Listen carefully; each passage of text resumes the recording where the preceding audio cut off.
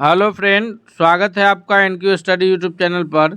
सक्षमता परीक्षा के दूसरे चरण से संबंधित जो है जीके जीएस का अगला मॉक टेस्ट सीरीज हम लेकर के आए हैं, जिसमें एक एक महत्वपूर्ण प्रश्न जो कि सक्षमता 1 पर आधारित होंगे उसको हम लोग देखेंगे। आइए बिना देर किए हुए हम लोग चलते हैं अपने पहले नंबर प्रश्न की तरफ। प्रश्न नंबर पहला है कि नालंदा विश्वविद्यालय का संस्थापक कौन थे, यानी प्राचीन नालंदा विश्वविद्यालय की जो स्थापना हुई थी वो किसके द्वारा की गई थी।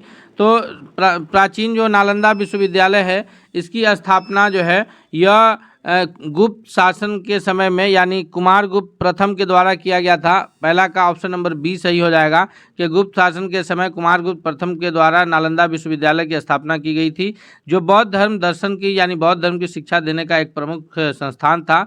और प्राचीन काल में शिक्षा के 3 प्रमुख संस्थान थे। एक नालंदा विश्वविद्यालय जो कि बिहार शरीफ नालंदा में स्थित था, दूसरा था विक्रमशिला विश्वविद्यालय जो कि आधुनिक भागलपुर में स्थित था, और तीसरा था तक्षशिला विश्वविद्यालय जो अभी आधुनिक पाकिस्तान में स्थित जगह पर है। तो इस प्रकार ये तीनों विश्वविद्यालय जो है प्राचीन काल में शिक्षा के प्रमुख केंद्र के रूप में जाने जाते हैं। सवाल दूसरा है कि अंग्रेजों ने बंगाल का विभाजन कब किया था।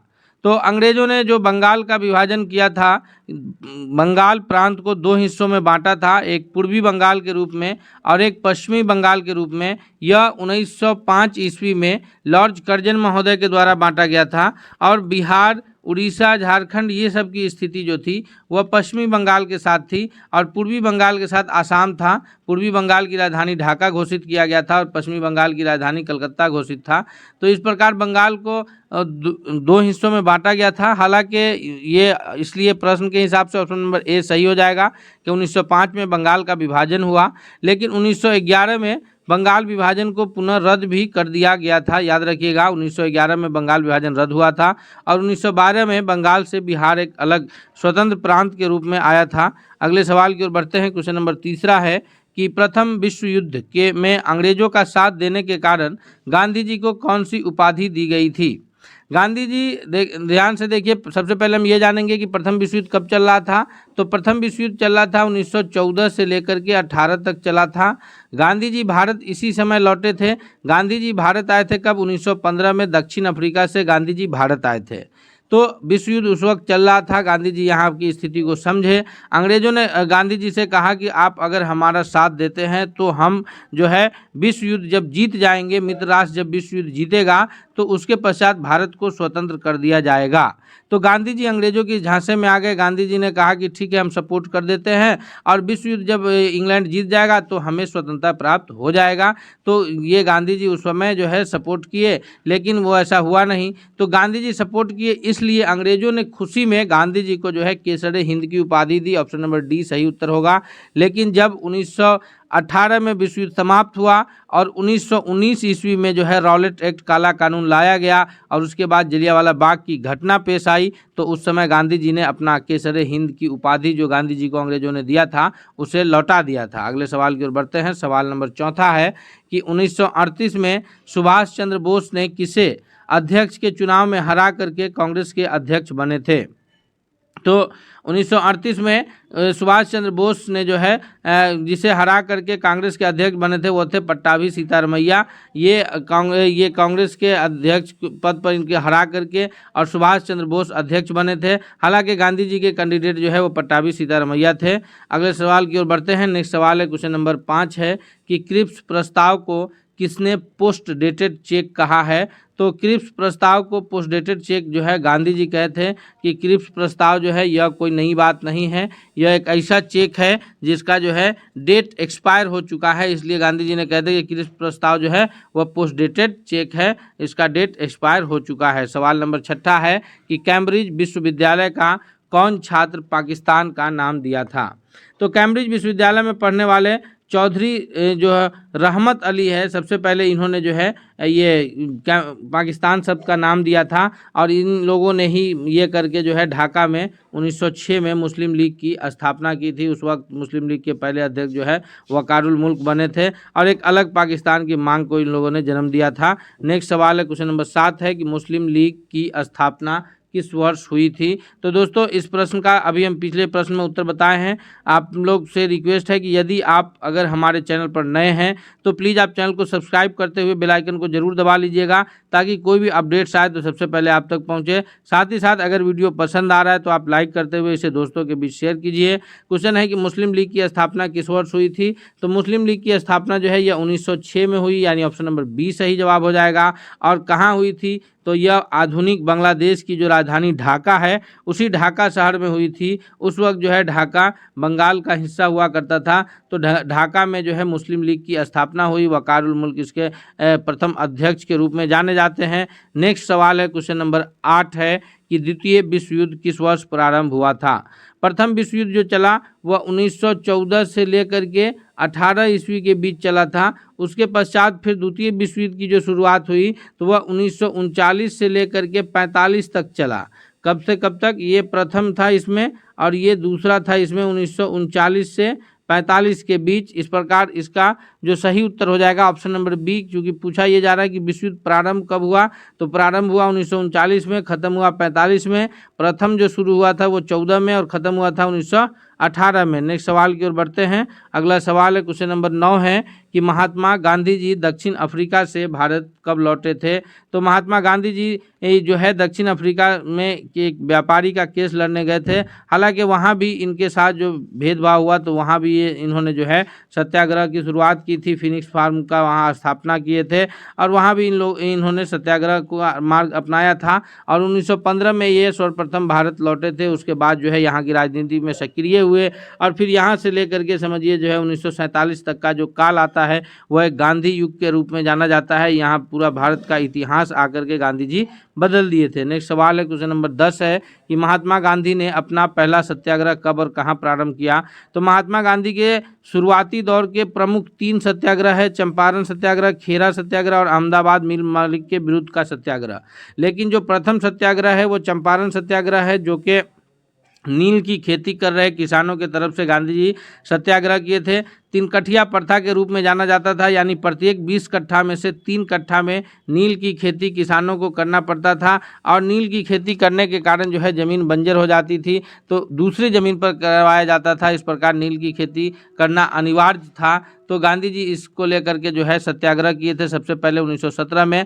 और गांधी जी जो आए चंपारण तो बुलाने कौन गए थे, यानी किनके रिक्वेस्ट पर आए थे, क्योंकि गांधी जी को तो पता नहीं था। तो वो राजकुमार शुक्ल जब जा करके गांधी जी से अनुरोध किए तो उन्हीं के अनुरोध पर गांधी जी चंपारण आए थे और फिर वहाँ के किसानों के लेकर के जो है तरफ से एक सत्याग्रह किए। नेक्स्ट सवाल है, क्वेश्चन नंबर 11 है कि इनमें से कौन सा एक आंदोलन दांडी मार्च से शुरू होता है। तो दांडी मार्च से जो आंदोलन शुरू होता है, दांडी मार्च शुरू कब हुआ था, 12 मार्च 1930 ईस्वी को शुरू हुआ और 6 अप्रैल 1930 को नमक बना करके जो है दांडी यात्रा की शुरुआत या कानून को तोड़ा गया था, वह था सविनय अवज्ञा आंदोलन। ऑप्शन नंबर बी सबसे इसका सही जवाब हो जाएगा। और इसी वक्त बिहार के बेगूसराय में चौकीदारी कर के विरुद्ध भी जो है लोग आंदोलन कर रहे थे। नेक्स्ट सवाल है कि 1917 में चंपारण गांधी जी किसके अनुरोध पर गए थे।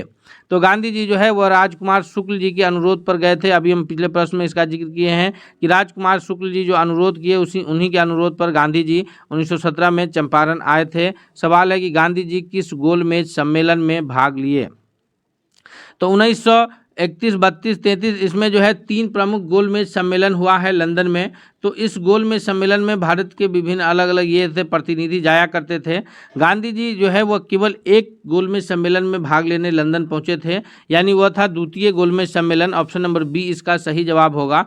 और प्रथम, द्वितीय और तृतीय तीनों गोलमेज सम्मेलन की बात अगर की जाए तो बाबा साहब भीमराव अंबेडकर तीनों गोलमेज सम्मेलन में हिस्सा लेने लंदन पहुंचे थे और गांधी जी केवल दूसरा गोलमेज सम्मेलन में गए और वो भी कांग्रेस के अकेले प्रतिनिधि के रूप में गए, यानी गांधी जी के अतिरिक्त कांग्रेस का कोई अन्य प्रतिनिधि हिस्सा लेने नहीं गया। तो इस प्रकार गांधी जी कहिए या फिर कांग्रेस की अगर बात कहिएगा तो उस वक्त जो भारतीय राष्ट्रीय कांग्रेस थी वो भी केवल दूसरे गोलमेज सम्मेलन में हिस्सा ली, यानी भारतीय राष्ट्रीय कांग्रेस भी प्रथम और तीसरा में हिस्सा नहीं ली। गांधी जी क्यों हिस्सा लेने गए, क्योंकि दूसरा गोलमेज सम्मेलन से पहले गांधी जी के साथ 5 मार्च 1931 1931 को गांधी जी और लॉर्ड इरविन के बीच समझौता हुआ था, जिसको दिल्ली समझौता भी कहा जाता है या गांधी इरविन समझौता भी कहते हैं। उसी में यह बात थी कि गांधी जी जो है वो इसमें हिस्सा लेने लंदन जाएंगे, और उसी में बात थी जो है कि मतलब सविनय अवज्ञा आंदोलन को स्थगित किया जाएगा, ये सारा प्रस्ताव उसमें था। और गांधी जी द्वितीय गोलमेज सम्मेलन में हिस्सा लेने जब लंदन पहुंचे तो यह सम्मेलन असफल रहा। क्यों असफल रहा? क्योंकि इसमें जो है मैकडोनाल्ड का जो सांप्रदायिक पंचायत आता है, यानी दलितों के लिए पृथक निर्वाचन की व्यवस्था को लेकर के गांधी जी जो है इसमें सहमत नहीं हुए, और इस प्रकार दूसरा गोलमेज सम्मेलन जो है वो असफल रहा। अगला सवाल है, क्वेश्चन नंबर 14 है कि Akhil Bharatiya home rule league की स्थापना कब हुई थी? तो Akhil Bharatiya home rule league की स्थापना जो है वह 1916 ईस्वी में हुआ। ऑप्शन नंबर इसका सी सबसे सही जवाब हो जाएगा कि 1916 में बाल गंगाधर तिलक और एनी बेसेंट मिलकर के 28 अप्रैल 1916 में इसकी जो है समझिए शुरुआत किए थे। और ये था होम रूल लीग, यानी घर का शासन के तौर पर एक आंदोलन चला था। और इस वक्त गांधी जी जो है ये सक्रिय रूप से नहीं थे, यानी उसी वक्त सक्रिय हो रहे थे जिस वक्त भारत में होम रूल लीग भी चल रहा था। सवाल है कि भगत सिंह, राजगुरु और सुखदेव को किस दिन फांसी दी गई थी? भगत सिंह, राजगुरु, सुखदेव को किस दिन फांसी दी गई थी? तो इसका जो सबसे सही जवाब हो जाएगा कि 23 मार्च 1931, यानी ऑप्शन नंबर सी इसका सबसे सही जवाब होगा कि भगत सिंह, राजगुरु और सुखदेव को 23 मार्च 1931 को फांसी दी गई थी। सवाल यह है कि 26 जनवरी 1930 के दिन कांग्रेस ने किस रूप से मनाया था?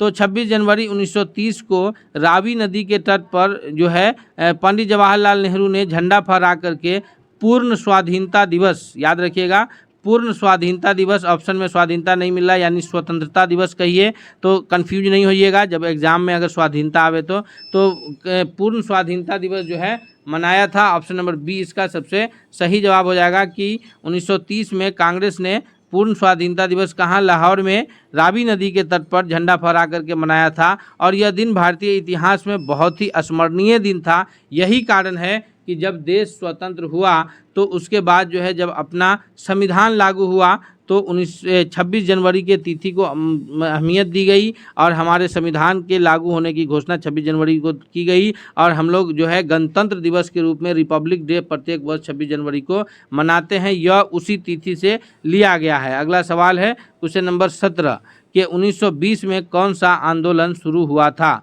तो खिलाफत आंदोलन 1919 में ही शुरू हो गया था और 1920 में जो है वो असहयोग आंदोलन शुरू हुआ था जो कि जलियांवाला बाग हत्याकांड के विरुद्ध हुआ था। और ये उसके बाद 1930 में सविनय अवज्ञा आंदोलन चला है और 1942 में भारत छोड़ो आंदोलन चला है। तो इस प्रकार ये सारे प्रश्न हैं। अगले सवाल की ओर बढ़ते हैं हम लोग। इससे पहले हम आपसे एक बार फिर रिक्वेस्ट करते हैं कि दोस्तों यदि आप हमारे चैनल पर नए हैं तो प्लीज़ आप चैनल को सब्सक्राइब करते हुए बेल आइकन को जरूर दबा लीजिएगा। और अगर आपको वीडियो पसंद आ रहा है तो कमेंट करके बताइए। अगर आप हमसे पहले उत्तर कर पा रहे हैं तो आप उत्तर भी कीजिए। जिस प्रश्न का भी आप उत्तर कर पा रहे हैं उसका आप हमसे पहले उत्तर कर सकते हैं कमेंट करके। और साथ ही साथ आपसे रिक्वेस्ट है कि आप अंत में ज़रूर बताइएगा कि आप कितने प्रश्न का उत्तर किए हैं। क्वेश्चन है कि पूना समझौता किस वर्ष हुआ था?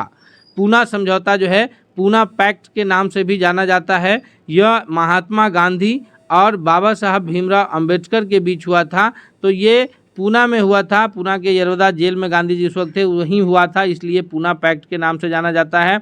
यह 1932 में हुआ था। ऑप्शन नंबर ए इसका सही जवाब होगा। 1932 में जब मैकडोनाल्ड का सांप्रदायिक पंचायत आया था, यानी मैकडोनाल्ड, रैमजे मैकडोनाल्ड जो है इंग्लैंड के राजा थे और उसने जो है यहाँ दलितों के लिए पृथक निर्वाचक मंडल की जब व्यवस्था की तो उसके पश्चात गांधी जी इससे बहुत परेशान हुए और गांधी जी अम्बेडकर जी के साथ जो है एक समझौता किए जो गांधी अम्बेडकर समझौता कहिए या पूना पैक्ट या पूना समझौता के नाम से जाना जाता है। और ये 1932 में हुआ था। इसके पश्चात गांधी जी हरिजन पत्रिका निकाले, हरिजन सेवा संघ की स्थापना किए थे। नेक्स्ट सवाल है क्वेश्चन नंबर 19 है कि भारतीय शिक्षा आयोग जो 1882 में आया था इसकी अध्यक्षता कौन किए थे? तो भारत में शिक्षा आयोग जो 1882 में आया वह हंटर कमीशन के नाम से जाना जाता है। 1882 का शिक्षा आयोग किस नाम से जाना जाता है? Hunter commission. तो जो डब्ल्यू हंटर जी हैं इन्होंने इसकी अध्यक्षता किए थे। ऑप्शन नंबर बी इसका सही जवाब होगा। इसके बाद 1904 में आता है जिसको रेले कमीशन या फिर विश्वविद्यालय अधिनियम के नाम से भी जाना जाता है। रेले कमीशन संशोधन या विश्वविद्यालय अधिनियम किसको जाना जाता है, जो 1904 में शिक्षा को लेकर के अधिनियम आया था। नेक्स्ट सवाल है क्वेश्चन नंबर 20 है कि गुलामगिरी नामक जो पुस्तक है यह कब और किसने लिखा है। इस पुस्तक को कब और किसने गुलामगिरी नामक पुस्तक को लिखा है, तो गुलामगिरी पुस्तक जो है यह ज्योतिबा फूले की रचना है, अर्थात इसका सही जवाब ऑप्शन नंबर बी हो जाएगा कि 1872 में ज्योतिबा फूले ने गुलामगिरी नामक पुस्तक की रचना की है। नेक्स्ट सवाल है क्वेश्चन नंबर 21 है कि निम्नलिखित में से किसे आधुनिक भारत का निर्माता कहा जाता है। तो आधुनिक भारत का जो निर्माता है वह ब्रह्म समाज के संस्थापक राजा राम मोहन राय, ब्रह्म समाज के संस्थापक कौन, राजा राम मोहन राय को कहा जाता है। इन्हीं के प्रयास से जो है वो सती प्रथा का अंत हुआ था। विधवा पुनर्विवाह को लेकर के भी ये प्रयासरत थे। ऑप्शन नंबर ए सही जवाब हो जाएगा कि राजा राम मोहन राय को जो है यह क्या कहा जाता है, आधुनिक भारत का निर्माता कहा जाता है। सवाल 22 है कि ब्रह्म समाज की संस्थापक कौन थे। तो अभी हम पिछले सवाल में इस पर चर्चा किए हैं कि ब्रह्म समाज की जो स्थापना है, ब्रह्म समाज के जो संस्थापक हैं वो राजा राम मोहन राय है। ऑप्शन नंबर ए जो है इनका सही जवाब होगा। ये राम मोहन राय इनका नाम था। राजा की उपाधि, इनको जो राजा की उपाधि है वह अकबर द्वितीय के द्वारा दिया गया है। याद रखिएगा, राजा राम मोहन राय को राजा की उपाधि अकबर द्वितीय ने दिया है। इनका नाम राम मोहन राय था। नेक्स्ट सवाल है क्वेश्चन नंबर 23 है कि आर्य समाज की स्थापना कौन किए थे।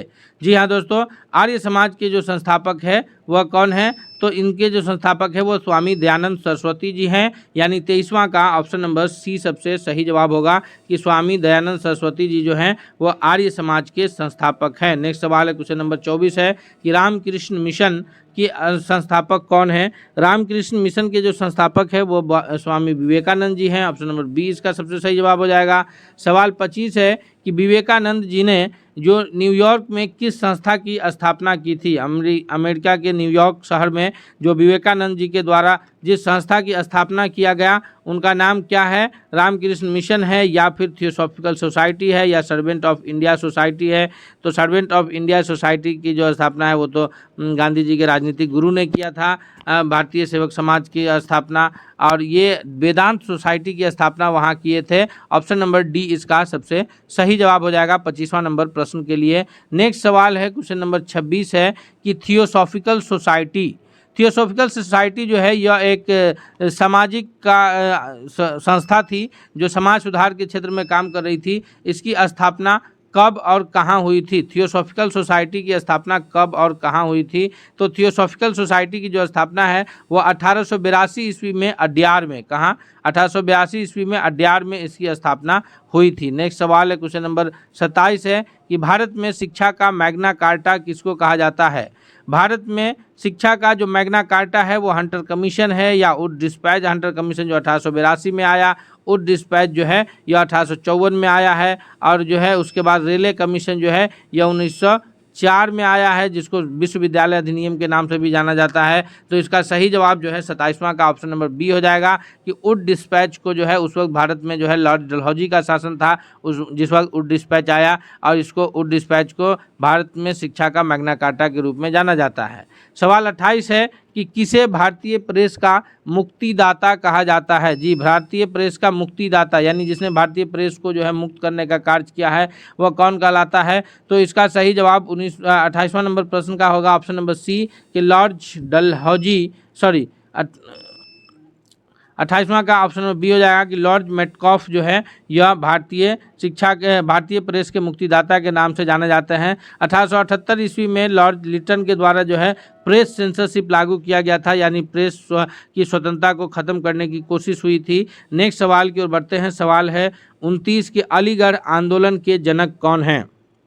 जी हाँ, अलीगढ़ आंदोलन के जनक हैं मोहम्मद अली जिन्ना या फिर आगा खां या शौकत अली या फिर सर सैयद अहमद खां।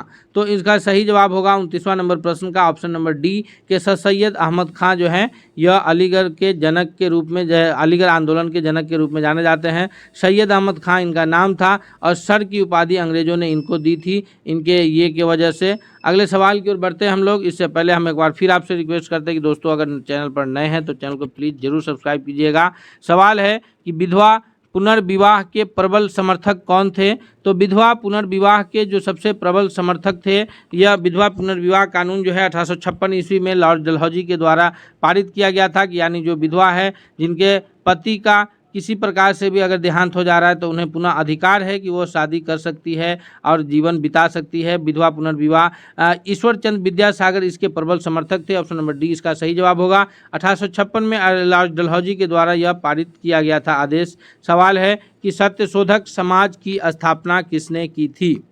सत्यशोधक समाज की जो स्थापना है वो ज्योतिबा फूले के द्वारा किया गया था। यानी इसका जो सबसे सही जवाब होगा 31वां नंबर प्रश्न का, वो ऑप्शन नंबर ए सही जवाब के रूप में उत्तर जाना जाएगा कि ज्योतिबा फूले के द्वारा जो है सत्यशोधक समाज की स्थापना की गई है। नेक्स्ट सवाल है क्वेश्चन नंबर 32 है कि होम रूल लीग की स्थापना कौन किए थे, यानी उसके संस्थापक में किनका किनका नाम आता है? तो 1916 में जो होम रूल लीग की शुरुआत हुई, स्थापना हुई, इसमें श्रीमती एनी बेसेंट जी हैं, बाल गंगाधर तिलक जी हैं और एस सुब्रमण्यम अय्यर जी हैं। यानी ये तीनों का नाम इसमें मुख्य रूप से आता है। ऑप्शन नंबर डी इसका सबसे सही जवाब हो जाएगा कि उपयुक्त जितने भी हैं वो सभी इसमें आते हैं। नेक्स्ट सवाल है सवाल नंबर 32 कि मुजफ्फरपुर बम कांड में फांसी की सज़ा किसे मिली? तो यह बम कांड मुजफ्फरपुर में हुआ कब था? तो यह हुआ था 1908 में। कब किसको लेकर के? तो ये जो है प्रफुल्ल चाकी और खुदीराम बोस ने जो है वो किंग चेम्सफोर्ड की हत्या के प्रयास में बम फेंके थे।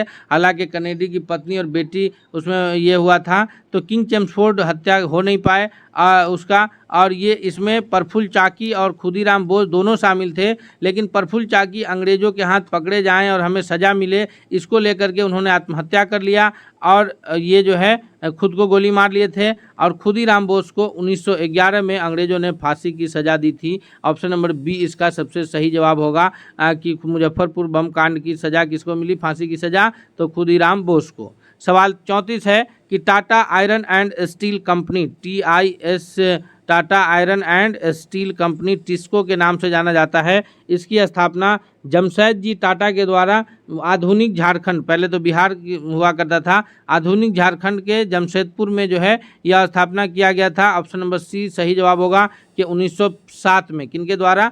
जमशेद जी टाटा के द्वारा Tata iron and steel company. अभी कहाँ है यह जगह? तो अभी यह झारखंड राज्य में स्थित है। सवाल 35 है कि अखिल भारतीय किसान सभा का गठन कब किया गया था?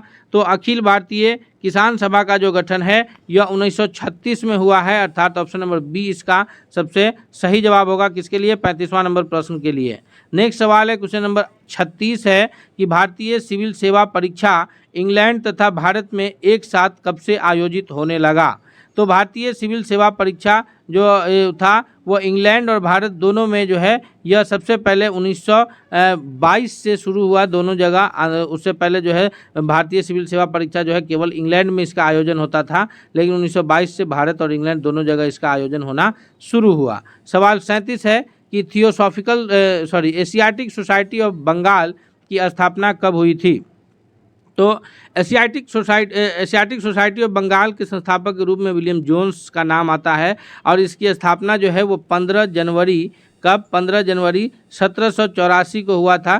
किसका? एशियाटिक सोसाइटी ऑफ बंगाल की स्थापना। ऑप्शन नंबर इसके लिए ए सबसे सही जवाब हो जाएगा कि 15 जनवरी 1784 को एशियाटिक सोसाइटी ऑफ बंगाल की स्थापना हुई है। सवाल नंबर 38 है कि विधवा पुनर्विवाह एक्ट कब पारित हुआ था? तो विधवा पुनर्विवाह एक्ट जो है हम पिछले प्रश्न में भी कहे थे कि लॉर्ड डलहौजी के द्वारा 1856 ईस्वी में पारित हुआ और ये सती प्रथा के अंत के बाद जो है समाज सुधार के रूप में दूसरा प्रमुख कार्य था विधवा पुनर्विवाह।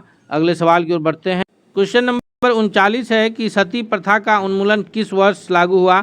तो सती प्रथा को लेकर के राजा राम मोहन राय काफ़ी प्रयासरत थे कि जिसका पति का देहांत हो जाता था, महिला अगर जीवित रहती थी तो उस महिला को उसी सती पर जो है रख करके जिंदा जला दिया जाता था। तो इस प्रकार की कुव्यवस्था को समाप्त करने के लिए जो है राजा राम मोहन राय काफ़ी प्रयासरत थे और इनके प्रयास से 1829 ईस्वी में लॉर्ड विलियम बेंटिक महोदय ने एक सती प्रथा उन्मूलन का कानून पास किया और उसके बाद जो है सती प्रथा की घटना को जो है कानूनन जुर्म के रूप में रखा गया। इसलिए ऑप्शन नंबर ए इसका सबसे सही जवाब होगा कि सती प्रथा का उन्मूलन 1929 में किसके द्वारा? लॉर्ड विलियम बेंटिक के द्वारा पारित किया गया था। नेक्स्ट सवाल है क्वेश्चन नंबर 40 कि साइमन आयोग ने भारत की यात्रा कब की थी? तो साइमन कमीशन का जो भारत में आगमन हुआ है वह 1928 में हुआ है, यानी ऑप्शन नंबर डी इसका सबसे सही जवाब हो जाएगा कि साइमन कमीशन की भारत में कब? 1928 में इसने आए थे। नेक्स्ट सवाल है क्वेश्चन नंबर 41 है कि फॉरवर्ड ब्लॉक की स्थापना, जो 1939 में फॉरवर्ड ब्लॉक की स्थापना हुई है,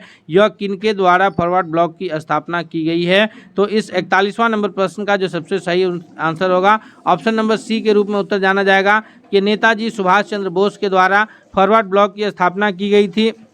और इन्होंने जो है क्या कहे थे कि इन्होंने तुम मुझे खून दो मैं तुम्हें आज़ादी दूंगा, दिल्ली चलो जैसे नारा जो है सुभाष चंद्र बोस के द्वारा दिया गया था। क्योंकि दोस्तों ये जो प्रश्न है तुम मुझे खून दो मैं तुम्हें आज़ादी दूंगा, दिल्ली चलो, ये सारे प्रश्न जो है पिछले ये में पूछे गए हैं। क्वेश्चन आगे है एम.एन. रॉय। तो एम.एन. रॉय ने जो है 1920 में ताशकंद में जो है ये किसकी स्थापना किए थे? तो ताशकंद में इन्होंने जो है कम्युनिस्ट पार्टी की स्थापना 1920 में ताशकंद में किए थे। कौन? एम.एन. रॉय। नेक्स्ट सवाल की ओर बढ़ते हैं। क्वेश्चन नंबर 42 है कि 1935 में अधिनियम के अनुसार प्रांतों में किस वर्ष चुनाव हुआ था? तो 1935 का जो भारत का अधिनियम था इसके अनुसार 1937 में पूरे भारत में निर्वाचन हुआ था। अलग अलग प्रांतों में कांग्रेस को 5 प्रांत में पूर्ण बहुमत प्राप्त हुई थी और 8 प्रांत में जो है गठबंधन के सहयोग से कांग्रेस सरकार बनाने में जो है सक्षम हुई। और आगे चल के 1939 में इस पर त्याग पत्र दे दिया और 1939 में जब मतलब सरकार का गठन था उसने त्याग दिया तो उसको जो है मुस्लिम लीग ने जो है मुक्ति दिवस के रूप में मनाया था। सवाल है कि कांग्रेस मंत्रिमंडल ने किस वर्ष त्याग दिया? तो अभी हम इस पर चर्चा की है कि कांग्रेस मंत्रिमंडल का जो त्याग पत्र था यह 1939 में दिया गया और इस त्याग पत्र के खुशी में जो है ये मुस्लिम लीग के लोगों ने जो है मुक्ति दिवस के रूप में मनाया था। तो अगर ये सवाल बने कि कांग्रेस मंत्रिमंडल कब त्याग दिए तो भी 1939, और इसको लेकर के यह आए कि मुस्लिम लीग ने मुक्ति दिवस कब मनाया तो भी 1939 ही आंसर सही होगा। सवाल 44 है कि तिनकठिया प्रणाली किससे संबंधित थी? तो इसका चर्चा पीछे हो चुका है कि तिनकठिया प्रणाली जो है वो नील की खेती से संबंधित थी, यानी प्रत्येक 20 कट्ठा में से 3 कट्ठा में नील की खेती करनी पड़ती थी और इसी से परेशान थे। तो राजकुमार शुक्ल गांधी जी को कहे और गांधी जी भारत आए तो 1917 में यह अपना पहला सत्याग्रह चंपारण सत्याग्रह के रूप में गांधी जी शुरू किए थे, वो तिनकठिया प्रथा के विरुद्ध ही था। नेक्स्ट सवाल है क्वेश्चन नंबर 45 है कि किस नदी के किनारे ऐतिहासिक पूर्ण स्वराज्य का प्रस्ताव पारित हुआ था? तो 1930 में नेहरू जी ने जो है झंडा फहरा करके पूर्ण स्वाधीनता दिवस मनाया था, वह था कौन सा? रावी नदी का तट था। ऑप्शन नंबर इसका सी सबसे सही जवाब हो जाएगा दोस्तों कि रावी नदी के तट पर जो है ये हुआ था। ऑप्शन नंबर सी सबसे सही जवाब है। क्वेश्चन 46 है कि आधुनिक भारत में स्थानीय स्वशासन का जनक किसे माना जाता है? तो आधुनिक भारत के जो स्थानीय स्वशासन के जनक के रूप में जाने जाते हैं वो लॉर्ड रिपन महोदय जाने जाते हैं। इनका शासनकाल 1880 से 84 के बीच रहा है। बहुत सारा मुख्य कार्य जो इन्हीं के समय हुआ था, जैसे हंटर कमीशन इन्हीं के समय आया था। उसके बाद जो है पहला कारखाना अधिनियम इन्हीं के समय 1881 में बना है। प्रथम जनगणना इन्हीं के समय हुआ है। उसके बाद जो है ये इल्बर्ट बिल विवाद इन्हीं के समय हुआ कि अंग्रेज़ों के खिलाफ भारतीय जजों को केस सुनने का अधिकार इन्होंने दिए थे। तो ये इल्बर्ट बिल विवाद के कारण इनको जो है अपना त्यागपत्र देना पड़ा था। उसके बाद जो है ये जो उम्र को घटा करके लॉर्ड लिटन ने घटाया था कि उम्र 21 साल को घटा करके भारतीय सिविल सेवा परीक्षा की उम्र 19 कर दिया था। इसको भारतीयों के लिए इन्होंने फिर 21 किया था, ये भी इन्होंने ही किया था।